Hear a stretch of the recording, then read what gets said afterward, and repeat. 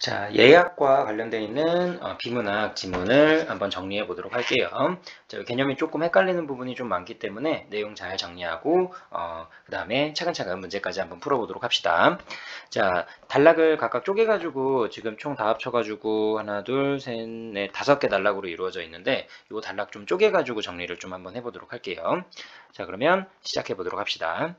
자, 채권은 어떤 사람이 다른 사람에게 특정 행위를 요구할 수 있는 권리입니다. 라고 되어 있어요. 채권은 다른 사람에게 뭔가를 요구할 수 있는 권리다. 라고 정리가 되어 있죠. 그래서 채권은 요구하는 거예요. 요구. 특정 행동을 요구한다. 이렇게 정리를 해놓으시고, 그다음 여기 사용하는 이 특정 행위를 급부라고 얘기한대요. 그러면 채권의 개념 기억하시고 급부의 개념을 기억해야겠네요. 자, 그래서 간단하게 좀 정리를 해보면 채권은 급부를 요구할 수 있는 거고, 급부는 그 특정 행동을 얘기하는 것. 그 다음 특정 행동, 그 급부를 해줘야 하는 의무를 채무라고 얘기한다. 자, 그래서 채무가 있죠. 채무는 의무예요. 의무. 그래서 간단하게 줄이면 어떤 특정 행동이 있는데 이 특정 행동을 뭐라고 얘기하냐면 급부예요. 급부. 이 급부를 요구할 수 있는 권리가 있어요. 이걸 채권이라고 얘기하고 이거를 해야 하는 의무가 있는 걸 채무라고 얘기해요. 그래서 부동산 매매 계약을 할 경우에 어떤 사람이 소유권을 이전하는 걸 요구해요. 소유권 이전을 요구하면 반드시 뭘 해야 되냐면 그 사람에게 돈을 줘야겠지. 해야 할 의무가 있는 거예요. 이렇게 들어가면 되겠죠? 그래서 채권은 어떤 사람이 다른 사람에게 특정 행동을 요구하는 권리, 그러니까 쉽게 말하면 채권은 권리라고 생각하면 되고 채무는 의무라고 생각하면 되고 권리, 의무 이렇게 이해하시면 되고 그 다음에 그 특정한 행동을 요구하는 그 행동, 여기 보면 어떤 사람이 다른 사람의 특정 행동을 요구한다고 얘기하죠. 이 요구하는 행동을 우리는 급부라고 이야기한다. 이렇게 이해하면 될 것 같아요. 그럼 이 급부라는 개념은 채권의 입장에서 이제 설명하는 개념이구나라고 이해하면 되겠네요. 그래서 이렇게 기억하시면 되겠고, 그럼 채무자, 의무를 진 사람이 채권을 가진 사람, 권리를 요구하는 그 사람에게 그 특정 행동을 수행을 해요. 그러면 이제 쉽게 말하면 특정 행동을 수행하게 되면 채권에 대응하는 채무가 소멸하게 되겠죠. 나 이제 할 필요가 없으니까. 이미 다 했던 거라서. 이미 한 행동을 하게 되면 소멸하게 됩니다. 급부는 이렇게 정리해 주시면 되겠고, 재화나 서비스의 제공인 경우가 많지만 그 이외의 경우도 있대요. 그래서 급부는 재화인 경우도 있고요. 여기다 적어볼까요? 재화인 경우 있고 돈, 서비스인 경우, 그 다음에 이외의 경우도 있다. 이렇게 정리를 해주면 되겠죠. 그래서 첫 번째 단락에서는 채권의 개념 정확히 알아두시고 채무의 개념 정확히 알아두시고 급부의 개념 정확하게 이해해 주시면 돼요. 그리고 마지막에 급부는 재화가 될 수도 있고 서비스가 될 수도 있고 그 이외의 내용일 수도 있다. 그 이외의 내용일 수도 있는 것이다 라고 이해를 해주면 되겠죠. 그래서 어떤 상황이 주어져 있을 때 그것이 특정 행동이면 급부, 그 다음에 요구할 수 있는 권한이 있는 거, 요구하는 건 권리, 그 다음에 어떤 행동을 해야만 하는 건 채무구나. 이렇게 이해하시면 돼요. 그래서 이렇게 정리를 해주시면 되겠고, 그래서 간단하게 이렇게 적어놨죠. 내가 해야 하는 건 채무, 내가 요구할 수 있는 거면 채권, 그 요구 내용이 급부. 이렇게 정리해 주시면 되고, 자, 그 다음, 여기는 특별히 어려운 거 없어요. 여기는 그냥 간단한 내용 설명이니까. 자, 그 다음에 두 번째. 민법상의 권리는 여러 가지가 있는데요. 자, 계약 없이 법률로 정해진 요건이 충족해서 발생하는 경우도 있지만 대개 계약의 효력으로 발생하는 경우 있습니다. 자, 그래서 권리가 성립되는 경우는 두 가지가 있어요. 계약 없이 성립하는 경우도 있고 대부분은 계약을 통해서 성립하는 경우가 있다라는 거예요. 그래서 내가 어떤 거 권리를 보장받으려면 법률적으로 보장을 받아야겠죠. 그런데 법률적으로 보장을 받으려면 계약이 가장 일반적이란 얘기예요. 근데 계약 없이도 있는 게 있다라고 설명이 나와 있어요. 그래서 여러 가지가 있는데 계약 없이 법률로서 정해진 요건이 충족되는 경우가 있고 대개의 경우에는 계약을 통해서 효력이 발생합니다. 그러면 계약이란 무엇이냐? 계약의 개념이 나와 있죠. 자, 계약이란 무엇인지. 권리 발생 등에 관한 당사자의 합의예요. 그래서 뭐 부동산 매매 계약 같은 경우에는 물건을 팔겠다, 물건을 사겠다 이런 의사 표시가 합치가 되어 가지고 계약서를 만들게 되는데 권리 발생 등에 대한 당사자의 합의로서 계약이 성립이 되면 자, 계약이 성립이 됐죠. 그러면 합의 내용대로 권리가 발생하게 되고요. 그 다음에 효력이 인정되는 걸 얘기하는 겁니다. 쉽게 말하면 법률적인 효력이 발생할 수 있는 거예요. 그래서 그러니까 쉽게 말하면 이렇게 정리를 해주면 될 것 같아요. 여기까지 내용을 읽어보시면 계약을 통해서 법률적인 효과가 만들어지는 거예요. 그러면 반드시 채권이 생기고 채무가 생길 수밖에 없는 거지. 그런데 계약만 해가지고 되는 게 아니라 계약 없이도 이런 상황이 만들어질 수도 있다라는 걸 크게 나눠가지고 정리해주면 돼요. 자, 그 다음 당장 필요한 재화나 서비스는 그 제공을 급부로 하는 계약을 성립하면 되겠죠. 그래서 당장 필요한 거 하면은 계약해가지고 바로 받으면 되는 거니까. 그래서 확보하면 되는데 가끔 가다 보면 미래에 필요할 수도 있는 재화나 서비스라면 계약을 미래에 해야 되는 게 맞는 거지. 그래야지 바로 급부 이행해가지고 채무 이행해서 채권 이렇게 요구할 수 있으니까. 근데 미래의 재화나 서비스의 경우에는 계약을 성립시킬 수 있는 권리를 미리 확보하면 내가 유리한 거예요. 그죠? 내가 남들보다 조금 더 계약을 할 수 있는 그 유리한 고지를 점령하게 되면 조금 더 내가 원활하게 손쉽게 계약을 할 수 있겠지. 그래서 이 계약을 미리 하기 위해 유리한 고지를 점령하는 걸 예약이라고 얘기해요. 그러니까 쉽게 말하면 예약이 있고요. 그 다음에 본계약이 있는 거라고 생각하면 돼요. 자, 본계약을 성립시키기 위해서 그 전에 본계약이랑 관련은 없고 미리 유리한 고지를 점령하려고 미리 어떤 수를 쓰는 거 이렇게 생각하면 되겠죠. 그래서 이를 우리는 예약이라고 한다. 근데 일상생활에서 예약이라고 할 때와 법적인 관점에서 예약은 조금 구별이 돼요. 그럼 여기 있는 건 예약과 일상생활에서 쓰는 예약의 차이점에 대해서 정확하게 구별을 해야겠지.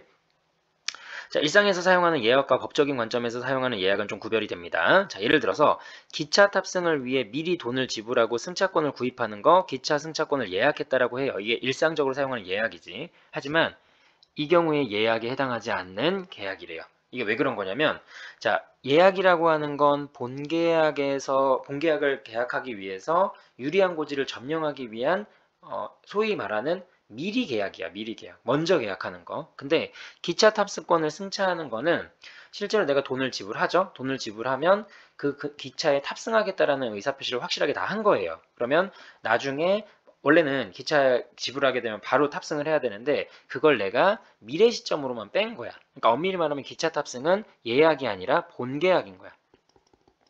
기차 탑승. 그러니까 쉽게 말하면 돈 지불했으면 이미 그거에 대한 내용은 다른 계약에 뭔가 유리한 고지를 점령하는 것이 아니라 실제로 돈 지불했으면 승차할 수 있는 권한 부여받은 거고 그거 하는 건데 그게 오늘이 아니라 미래 시점으로 바꿔준 것 뿐이다 라는 정도이기 때문에 이건 예약이 아니라 본계약의 개념이라서 이제 이게 틀린 거예요. 그러니까 먼저 액션을 취하는 게 아니지. 사실상 실제로 먼저 액션을 취하는 것처럼 보이지만 그 반대 내용을 미래로만 그냥 늦춰놓은 것 뿐인 거야. 그래서 법적으로 예약은 여기죠. 당사자들이 합의한 내용대로 권리가 발생하는 계약의 일종으로 재화나 서비스 제공을 급부 내용으로 다는 다른 계약인 본계약을 성립시킬 수 있는 권리 발생을 목적으로 한다라는 거예요. 그러니까 본계약을 성립시킬 수 있는 먼저 하는 계약이 예약인 거고 기차 탑승 같은 경우에는 돈을 지불한 거면 이미 예약은 아니라 본계약인 거야. 그죠? 이 뒤에 일어날 뭔가가 액션이 없죠, 지금. 그냥 단지 승차권에 대한 그 기차를 타는 행위가 지금이 아니라 미래로 간 것뿐인 거야. 이렇게 이해를 하시면 돼요. 그래서 간단하게 정리를 하면 기차 탑승은 예약이 아니라 본계약이다. 이렇게 이해를 해주면 되겠죠? 그러면 요 단락을 좀 이해하기가 쉬울 거예요. 자, 그래서 이거 잘 이해하시고요. 그 다음 단락으로 가시면 자, 예약은 예약상 권리자가 가지는 권리의 법적 성질에 따라 두 가지 유형으로 나눌 수 있대요. 자, 예약은 두 가지로 나눌 수 있어요. 그리고 예약 다음에는 뭐가 항상 나와야 되는 거냐면 본계약이 나와야 되는 거예요. 자, 첫째 어떤 예약이 있냐면 채권을 발생시키는 예약이에요. 채권을 발생시키는 예약. 그럼 채권을 발생시키는 예약이란 무엇이냐? 자, 이 채권의 급부 내용은 예약상 권리자의 본계약 성립 요구에 대해 상대방이 승낙하는 것이라는 거예요. 자, 채권의 급부 내용이 무조건 승낙해야 돼라는 겁니다. 자, 여기 채권을 발생시킨다라고 했는데 이때 채권의 내용이 똑같아요. 무조건 승낙시켜야 된다라고 하는 내용입니다. 자, 그래서 예를 들어 봅시다. 여기 예문이 나와 있으니까 어떤 회사의 급식업체 공모에 따라서 여러 업체가 선정이 된 경우에 그 중에 한 업체가 선정되었습니다라고 통지를 하게 되면 이게 예약이에요. 그죠? 그럼 맞춰봐. 예약은 여기서 뭐예요? 통지하는 거예요. 통지하는 게 예약이야. 그럼 예약이 있으니까 당연히 그 뒤에는 뭐가 생겨야 되는 거야? 본계약이 성립이 돼야겠지. 본계약의 내용은 뭐냐면 이건 계약 체결이야. 그런데 통지를 하게 되면 자동적으로 어떤 그 채권이 발생하게 되냐면 자, 무조건 여기 있죠. 내용이 똑같다고 얘기했죠. 본계약 성립 요구에 대해 상대방이 무조건 승낙하는 거예요. 그래서 회사에서 이제 업체가 선정이 되었습니다라고 하면 무조건 상대방은 승낙하는 거 요거를 이제 요구할 수 있는 거죠. 그래서 여기 보면 이에 따라 선정된 업체가 급식을 제공하고 대금을 받기로 하는 본계약을 체결하게 될 때 요청하면 회사는 무조건 여기에 응해야 되는 의무가 있는 거예요.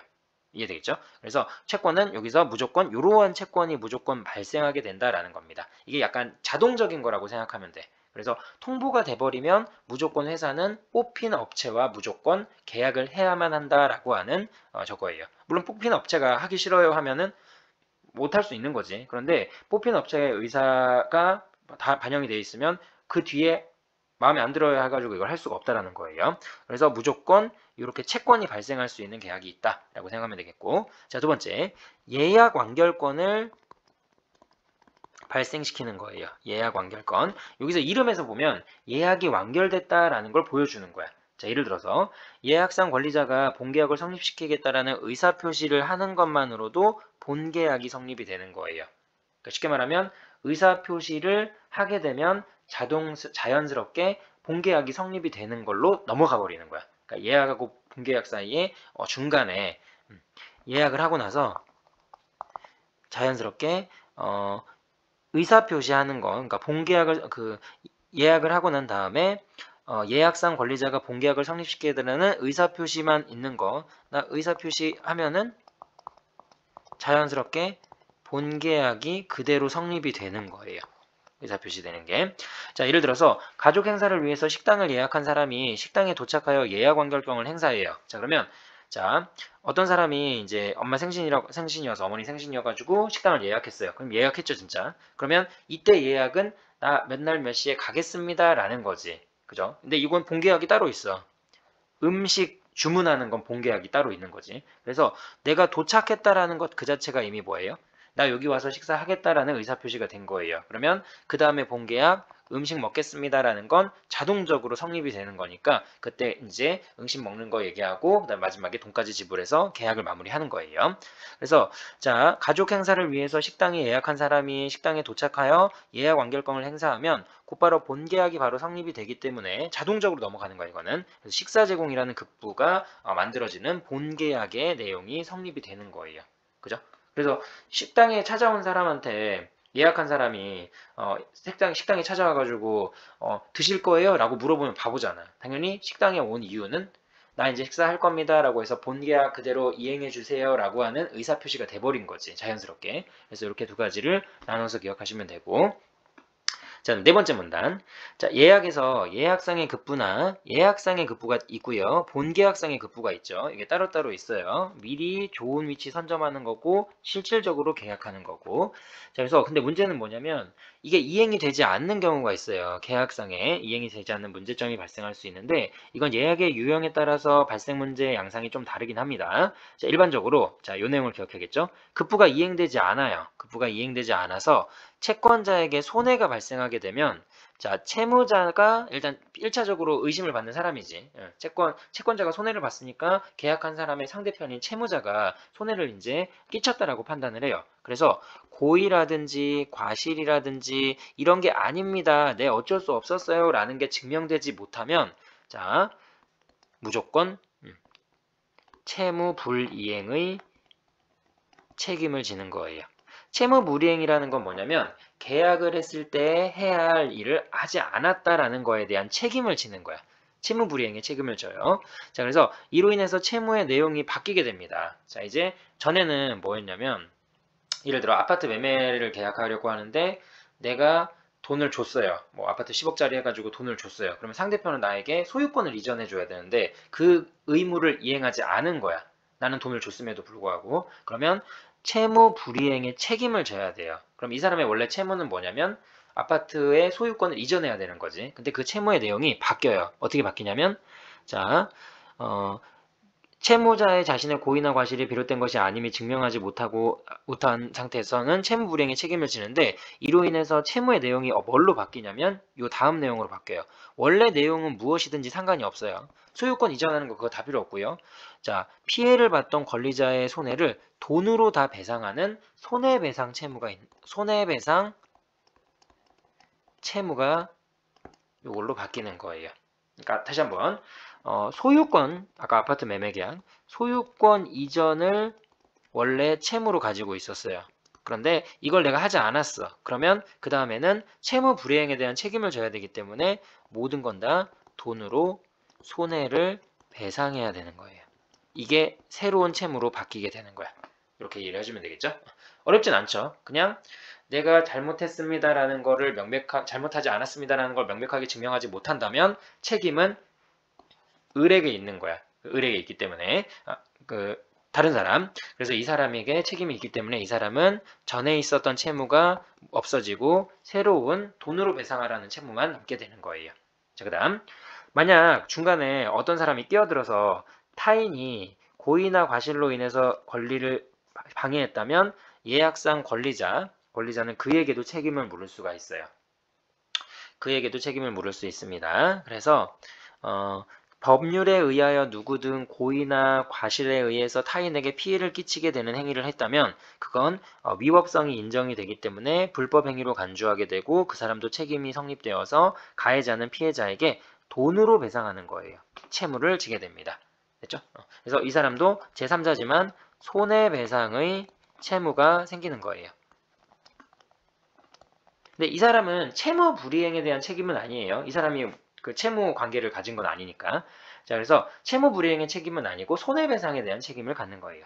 다만 예약상 권리자에게 예약 상대방이나 방해자 중에 누구라도 손해배상을 만약에 했어요. 그러면 다른 쪽은 할 필요가 없습니다. 왜냐면 지금 금전적으로 이렇게 해버리면 이중처벌처럼 이중수혜를 받게 되는 거야. 이 사람한테도 돈 받고 이 사람에게도 돈 받으면 결과적으로 나는 10억만 받으면 되는데 20억을 받게 되는 거잖아. 그죠? 이런 식으로 배상을 받는 건 아니니까. 그래서 이렇게 정리를 해주면 되겠죠.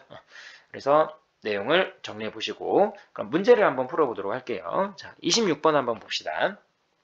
윗글에 대한 설명으로 적절하지 않은 거, 틀린 거 찾는 문제입니다. 자, 보시면 자, 계약상의 채권은 계약이 성립하면 추가 합의가 없어도 발생하는 것이 원칙이다 라고 되어 있어요. 자, 계약상의 채권은 계약이 성립하면 추가 합의 없죠. 바로 발생하는 거예요. 계약이 성립하는 그 순간 채권과 채무는 바로 이어지는 거니까. 자, 그 다음에 2번. 재화나 서비스 제공을 대상으로 하는 권리 외에 다른 형태의 권리도 존재할 수 있다라고 돼 있어요. 그 외의 내용일 수도 있다라고 나와 있으니까 여기 왠지 선택지에 걸릴 것 같았죠? 2번도 맞는 말이고 3번. 예약상 권리자는 본계약상 권리의 발생 여부를 결정할 수 있다라고 돼 있어요. 예약상 권리자는 본계약상의 그 권리를 발생 여부를 결정할 수 있다. 이게 바로 뭐랑 관련이 있는 거냐면 그 예약 완결권을 발생시키는 예약 요거겠죠. 그래서 완결권 이런 거 발생하는 거니까. 그래서 예약성 권리사가 본계약의 권리의 발생 여부를 결정할 수 있을 거예요. 그 다음에 4번. 급부가 이행되면 채무자의 채권자에 대한 채무는 소멸하겠죠. 이런 거 우리 변제라고 얘기해요. 그 다음 5번. 불법행위 책임은 계약의 당사자 사이에 국한된다라고 되어 있는데 자, 불법행위의 책임은 여기 제3자도 가능하죠. 그러니까 5번이 정답이 되겠네요. 자, 어렵진 않죠. 다시 한번 정리를 해보면 1번 계약상의 채권은 계약이 성립하면 추가합의 없이 발생하는 게 원칙이다라고 하는 거 처음 부분에 언급이 되어 있으니까 한번 확인해 주시면 되겠고, 여기 계약의 개념 나와 있는 두 번째 단락 보시면 돼요. 권리 발생 등에 관한 당사자의 합의로 계약이 성립하면 합의 내용대로 권리 발생 등 효력이 인정되는 것이 원칙이다 라고 되어 있으니까. 그 다음에 2번 재화나 서비스 제공을 대상으로 하는 권리 외에 다른 형태의 권리도 존재한다라고 하는 건 첫 번째 문단 끝에 재화나 서비스 제공 경우가 많지만 그 외일 수도 있다. 3번 예약성 권리자는 본계약의 권리의 발생 여부를 결정할 수 있다라고 되어 있는 건 여기 나와 있는 설명 중에 예약 완결권을 발생시키는 예약에 대한 거니까 맞는 말이고, 급부가 이행되면 채무자는 채무권자에 대한 채무가 소멸하는 거죠. 할 일 다 했으니까. 그리고 5번이 정답이 되겠네요. 다음 27번 이 문제를 보시면, 자 이제 기차 탑승권과 관련되어 있는 거예요. 이거는 본계약이라고 얘기했죠. 이건 예약 아니에요. 자 그러면 1번 보시면 기차 탑승은 채권에 해당이 되겠죠. 기차를 탑승하는 것 자체는 채권에 해당이 될 거예요. 이걸 요구할 수 있죠. 내가 돈 냈으니까. 돈을 지불하는 행위는 이건 채무가 되겠지. 그 채권 대상에 대한 급분 아니에요. 기차 탑승 해주세요 하고 하는 기차 탑승 자체가 급부가 되는 거지. 그래서 기차 탑승을 요구할 수 있는 게 채권이고, 기차 탑승은 급부고, 돈을 지불하는 건 채무가 되는 거야. 이렇게 이해하시면 되죠. 그 다음에 2번 기차를 탑승하지 않는 것은 자, 예약했는데 기차 탑승하지 않았어요. 승차권 구입으로 발생한 채권에 대응하는 의무를 포기한 것이다 라고 했는데, 이거는 승차권 구입으로 인해서 구입하는 게 채무지. 그리고 이거 뭐를 포기하는 거냐면 채권을 포기하는 거지. 채권에 대응하는 의무를 포기하는 게 아니에요. 그래서 말을 바꿔가지고 맞춰보면, 기차를 탑승하지 않는 행위는 승차권 구입으로 발생한 채무에 대응하는 채권을 포기하는 거예요. 그 다음에 3번 기차 승차권을 미리 구입하는 것은 계약을 성립시키면서, 계약 그대로 성립시킨 거지 이거, 예약이 아니라. 그 다음에 채권의 행사 시점을 단지 지금이 아니라 미래로 이제 정해둔 것 뿐입니다. 그렇죠? 이렇게 이해하시고, 답은 3번이 되겠네. 화면이 올라갔어요. 자, 3번이 정답이고요. 4번 보시면 승차권 구입으로 계약 없이 법률로, 아니지 이건 계약한 거지. 그지? 의사표시 확실히 전해놓고, 승차권 구입은 계약 없이 법률로 정해진 요건을 충족하여 서비스를 제공받을 권리를 발생시키는 행위다 했는데, 요거는 계약의 하위 범주 안에 들어가는 거기 때문에 이거는 계약 없이 하는 게 아니에요. 4번 틀렸고, 5번 미리 돈을 지불하는 것은 미래에 필요한 기차 탑승 서비스를 이용한다라는 계약을 성립시킬 수 있는 권리를 확보하는 것이다 라고 되어 있는데, 요거 이렇게 썼으면 이건 예약이 돼버려요. 근데 이거 예약 아니라고 얘기했잖아요. 그러니까 5번도 틀린 거죠. 이렇게 정리하시고, 그 다음에 28번. 자, 다음은 A에 제시되어 있는 예를 활용한 겁니다. 예약의 유형에 따라 예약상 권리자가 요구하는 거. 자, 권리자가 요구하는 거예요. 자, 이렇게 끊어야겠죠? 채권을 발생시키는 건 아까 급식업체 선정. 자, 그러면 권리자는 무엇을 요구할 수 있을까요? 라고 하는 거예요. 첫 번째는 권리자는 이제 회사가 아니라 그 업체가 되는 거예요. 업체는 뭐를 요구할 수 있느냐? 권리자, 권한이 있는 사람이니까 급식 계약 승낙해 주세요 라고 해서 새로운 채권을 발생시키는 계약이었죠. 급식 업체를 승낙해 달라고 요구할 거예요. 그럼 본계약에서의 요구하는 내용은 뭐냐면, 본계약에서는 뭐라고 얘기해야 돼? 식사 그 계약을 체결해야 되는 거, 이걸 요구합니다 라고 하는 거죠. 그럼 무조건 이거 들어줘야 되는 거지. 그래서 이제 채권을 발생시킨다 라고 얘기했죠. 그래서 본계약에서의 급부, 이거를 해달라고 하는 거고, 그 다음에 예약 완결권을 하는 건 아까 그 식당 예약하는 거, 여기서는 예약상의 급부는 뭐냐면, 자, 잠깐만요. 미안해요. 내가 잘못했다. 자, 요거 뭐를 해줘야 되냐면, 이건 없어요. 이거는 니은 없는 거예요. 없는 걸로 가져야 될 거고, 그 다음에 여기서는 뭐라고 얘기해야 되냐면, 우리가 요구할 수 있는 건 급식 대금을 지급해 주세요 라고 하는 게 본계약이지. 그러니까 업체가 선정이 됐어요. 업체가 선정이 되면 그 다음 계약 내용은 뭐예요? 우리가 회사는 뭐라고 얘기해야 돼? 회사는 돈 줄게, 이래. 그리고 그 급식 업체는 요구하는 건 뭐예요? 돈 줘. 그리고 일할게. 그죠? 돈 줄게, 일해.